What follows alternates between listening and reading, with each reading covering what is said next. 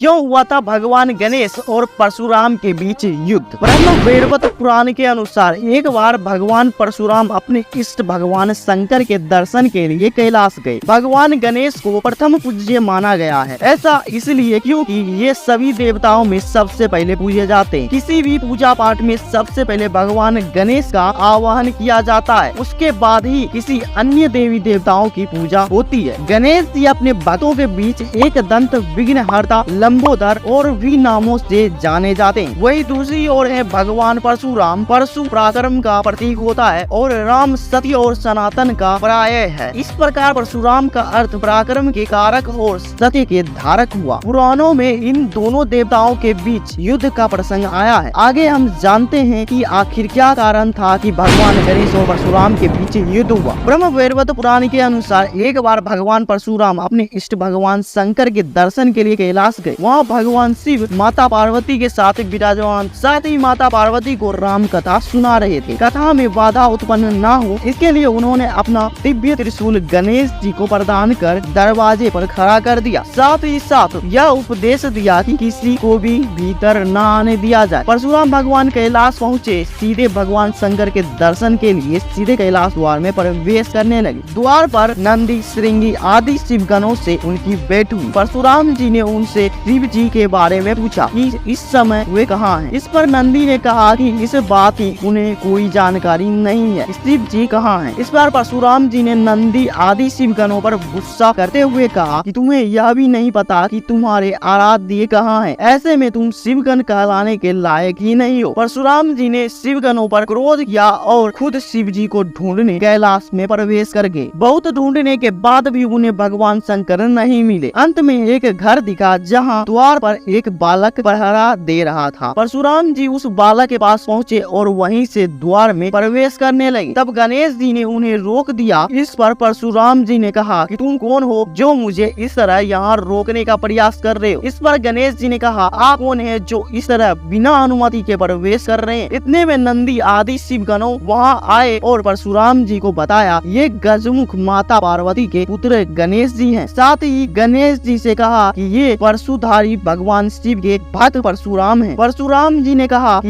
यह विचित्र बालक जिसका मुंह गज का है और बाकी का शरीर इंसान का, कैसे माता पार्वती का पुत्र हो सकता है। तभी गणेश जी ने परशुराम का उपहास करते हुए कहा कि आप देखने में तो ब्राह्मण लगते हैं, लेकिन आपके हाथों में कमंडल की जगह परशु क्यों है। इस पर दोनों में बहस होती रही। फिर इसके बाद परशुराम शिव से मिलने के लिए उनके निवास स्थान पर जाने लगे। तब गणेश जी ने उन्हें वहाँ जाने से रोक दिया। जब परशुराम जी का धैर्य टूट गया तो उन्होंने गजानन को युद्ध के लिए ललकारा। ऐसे में गणेश जी को उनसे युद्ध करना पड़ा। गणेश जी और परशुराम जी का भीषण युद्ध। परशुराम के हर प्रहार को गणेश जी निष्फल करते गए। अंत में क्रोध के विषीभूत परशुराम जी ने गणेश जी पर शिव से प्राप्त परशु से प्रहार कर दिया। गणेश जी ने पिता शिव जी से परशुराम को मिले परशु का आदर रखा और उन्होंने उस परशु का वार अपने एक दंत पर ले लिया। परशु के प्रहार से उनका एक दंत टूट गया। पीड़ा से एक दंत करा उठे। पुत्र की पीड़ा सुन माता पार्वती आई और गणेश को इस अवस्था में देख परशुराम पर क्रोधित हो दुर्गा के स्वरूप में आ गई। यह देख परशुराम समझ गए कि उनसे भयंकर भूल हुई है। परशुराम ने माता पार्वती से क्षमा याचना कर एक दंत की विनम्रता की सराहना। परशुराम ने गणेश को अपना समस्त तेज, बल, कौशल और ज्ञान आशीष स्वरूप प्रदान किया। इस प्रकार गणेश जी की शिक्षा विष्णु के अवतार गुरु परशुराम के आशीष से सहज हो गई। कालांतर में उन्हें इसी टूटे दांत से महर्षि वेद व्यास से उच्चारित महाभारत कथा को लिखा। परशुराम जी के फरसे से उनका एक दंत टूट जाने से उनका नाम एकदंत हुआ। देवताओं में प्रथम पूज्य गणेश जी को एक दंत रूप आदि शक्ति पार्वती, आदि स्वर भोलेनाथ और जगत पालक श्री हरि विष्णु की सामूहिक कृपा से प्राप्त हुआ। गणेश इसी रूप में समस्त लोकों में पूजनीय, वंदनीय है।